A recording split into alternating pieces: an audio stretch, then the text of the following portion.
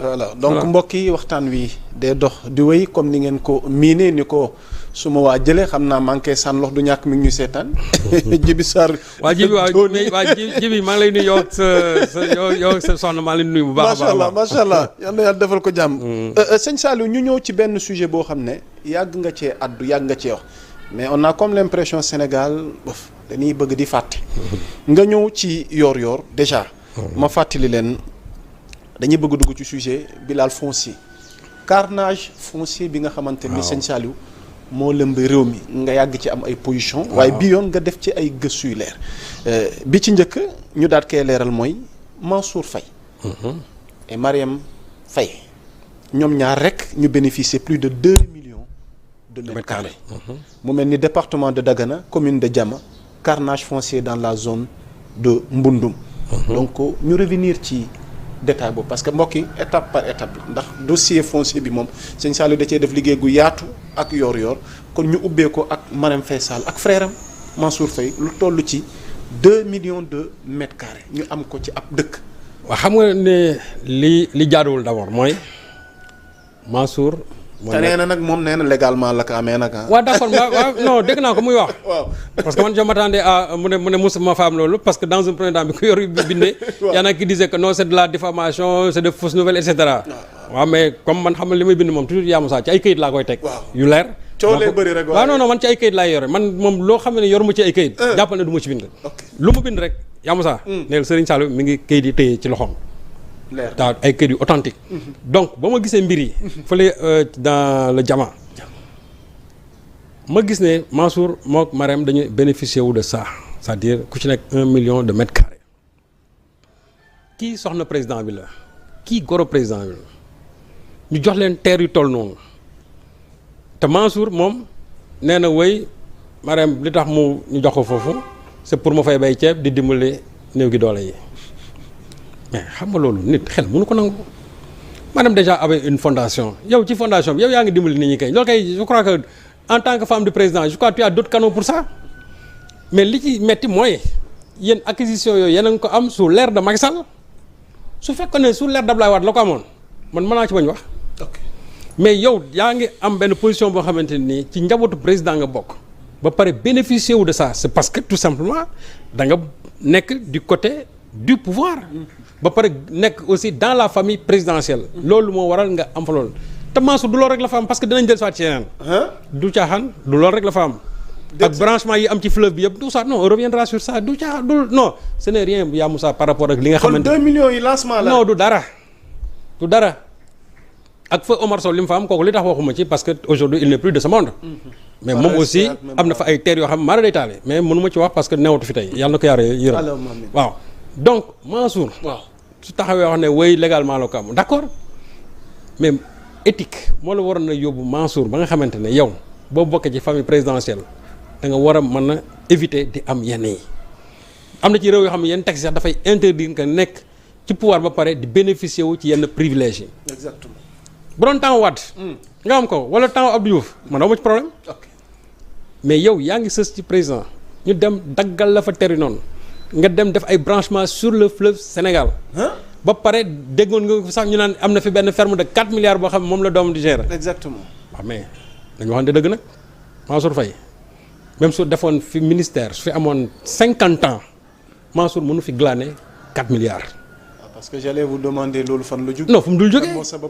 d'accord mais mooy li ñuy wax rek c'est-à-dire que jubadi gi nga xam ne moo nekkoon ci régime Macky Sall parce que tous ces gens là qui ont acquis des milliards c'est parce que ils les ont acquis frauduleusement amul kenn koo ci am ci lu jaar ci yoon déedéet ils n'ont qu'à nous justifier leur fortune donc su fekkee ne yow da nga bëgg a taxaw nga ne am nga alal ju toll noonu mais li ko waral parce que da nga bokk ci njabootu président moo tax nga am loolu soxna président aussi c'est parce que mooy soxna président te jàpp naa ne am na ñu nekk foofu ca dëkk ba soxla fa benn 1000 mètres carrés mënuñu ko fa am moi j'en connais des gens yoo xam ñi ngi ci domaine yooyu foofu mënuñu fa am dara pour mën a valoriser terre yooyu yow nga jël ñoo xamante ni ñi ngi Dakar kenn ngi Saint-Louis ñu dem ba là-bas dans le Mbundum ñu daggal leen fa lu toll noonu ak yeneen yoo xam ne sax waxaguma ko ci dinaa ci dellusiwaat mais dama ne Mansour Faye waroon na rus génn di def interview naan légalement laa ko am waroon na rus loolu parce que bu dee légalement laa ko am loolu même sax on peut remettre ça en cause parce que ña nga xam ne ñoom ñoo def délibération jox leen ko ñooñu ci luñ ko teg ba jox ko. exactement. parce que aussi attention foncier bi foofu ni ko fi gars yi def foofu yaa Moussa.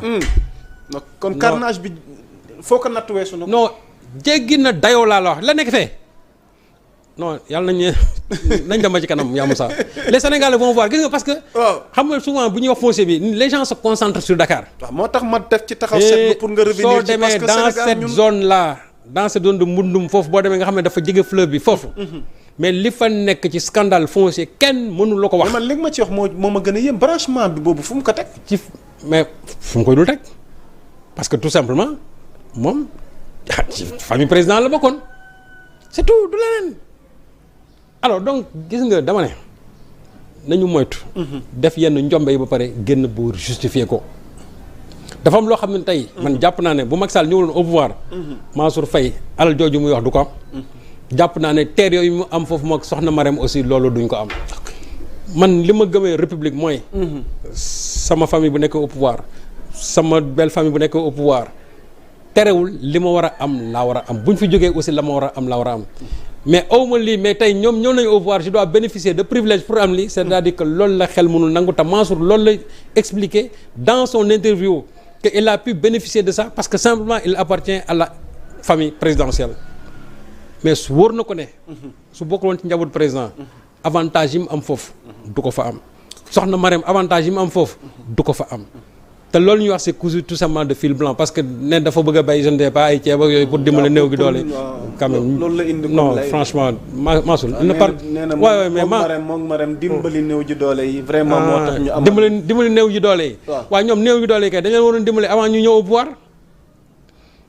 xam man mënoon naa d'accord ñu ne ñun ñu ngi dimbali néew di doole avant ñu ñëw au pouvoir bu ñu ko defoon depuis les années 2000 ne am nañ fa ay terres. ñu ngi dimbali gars yi. parce que moi je connais des familles qui sont là-bas yoo xam ne ni yàgg nañ fa.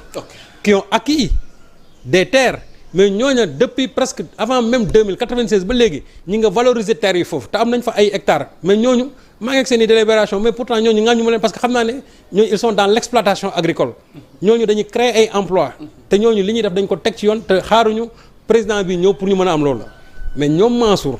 ñoom dañu xaar bu Macky Sall ñëw pour bénéficier de ça c'est que man loolu mooy ci sama problème. donc légalement boobu muy wax noonu. mais njabootu président kay sous le régime de Macky kay ñoom kay lu ñu bëgg am ko. lu ñu bëgg am ko. ah oui avec Macky. c'est-à-dire que ñoom lu ñu bëgg am ko.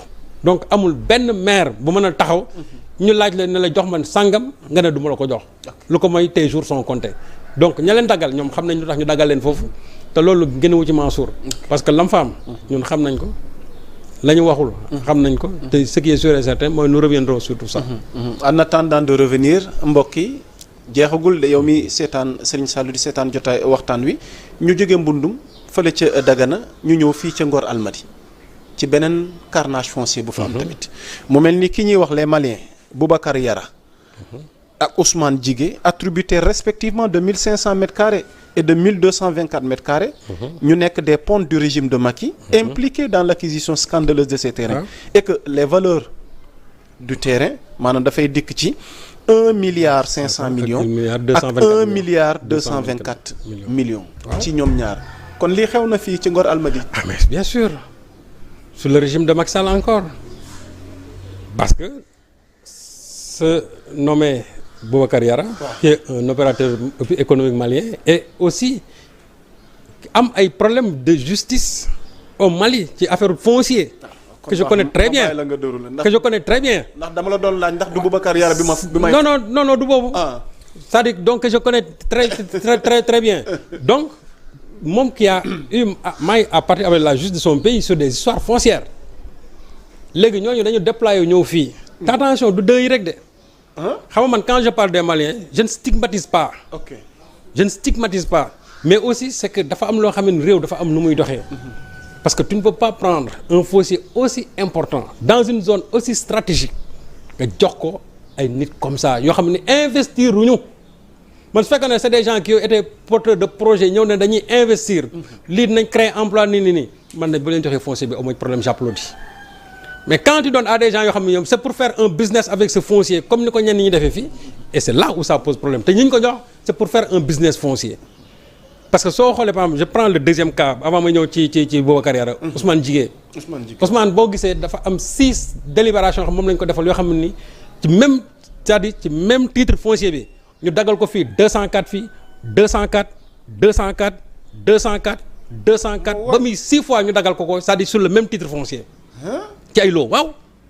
et j'ai les numéros des lots ñu dagal ko kooku xam nga ne c'est pour après aussi moom faire son business parce que bu ñu la joxee nga kii boo paree nga dem jaay parce que ña leen ko jox. ñooña c'est des gens que je connais et qui sont dans le foncier de ce pays-là. et te xam nga ne boo xoolee foncier Dakar fu mu gën a amee valeur mooy le littoral Dakar Plateau ak dans la zone Ngor Almadies. Tout à fait. foofu nga xam ne boo xoolee aujourd'hui les prix transitent entre 1 million 800 le mètre carré moo tax bu ñu koy jël au bas prix sax de à minima parce que terrain yooyu Ousmane Yara mën na dem ba 2 milliards fi mu nekk donc nga jël lu mat 1500 mètres carrés dans cette zone aussi stratégique nga jox ko quelqu'un qui n'est pas porteur d'un projet te ce même Boubacar Yara a aujourd'hui un dossier qui dort sur la table du procureur pour une maison boo xam ne dañ ko jaay frauduleusement. maa la wax loolu. une maison boo xamante ni tey ña ko jaay ñoom këyit dañ ko jox këyit ya baaxut. dossier bi aujourd'hui est en train de dormir sur la table du procureur muy beneen scandale ci benn maison bu nekk à Fann donc soo jëlee loolu nga jël encore ak moom lan ka jox te scandale yi yemul foofu yamu sax parce que scandale yi soo demee dans la zone de BOA Almadies il y a d'autres maisons qui ont été vendues encore à d'autres Maliens ci zone boobu pas toujours le même c'est-à-dire la même clique. lii finalement moom baa jàmm. mais mooy li mu wax c'est une mafia foncière. Ces gens-là sont organisés de sorte que c'est-à-dire que mafia bi c'est-à-dire foncier bi seen biir kese c'est une mafia foncière et les jours yi ñëw dinañu wan c'est-à-dire que ces gens-là qui ont pu bénéficier de l'ensemble de ces fonciers en tout cas de ces terrains-là au niveau même de la zone BOA Almadies nga xam ne c'est un scandale foncier. bu leen ko yàqamti lépp dina leere fii incha allah. donc ñooñu tey illégalement lañ am terrain yooyu. boo doon xool tey. kii terrain bi au bas mot de là au bas à minimum 1 milliard 500 millions que 1 milliard 224 millions te loolu mooy mooy li nekk Ngor Almadies ñëw guñu ci zone BOA bi parce que loolu après loolu mooy ñëw mais comment tu peux prendre ça jox ko des gens yoo xamante nii mooy question bi ñu bëgg a poser wu man je suis pas xénophobe il faut que ça soit clair mais tu donnes ça à des étrangers nga jox leen ko au moment où il y a ici des Sénégalais yoo xam ne nii benn mètre carré mënuñu ko am foofu pour des gens yoo xam ne ñëwuñu pour investir parce que man tant que tu viens pour investir man loo ci def mën naa la jàppale parce que tu crées des emplois pour les Sénégalais. mais si c'est pour faire du business foncier ñu jox la fii nga bopp nga dem ci banque wut kii jaay et cetera. dugalante gënalante. mais man c'est ça que je fustige et loolu même les nationaux suñu ko defee sama xam ko je vais le fustiger à plus forte raison des étrangers qui sont mêlés à des scandales fonciers dans leur propre pays. ñu daal làq fii di ko fi defee. mu ngi noonu voilà lii la fi nit ñi jëf te ña ko def. xam nañ seen bopp. ña ko def. xam nañ seen bopp.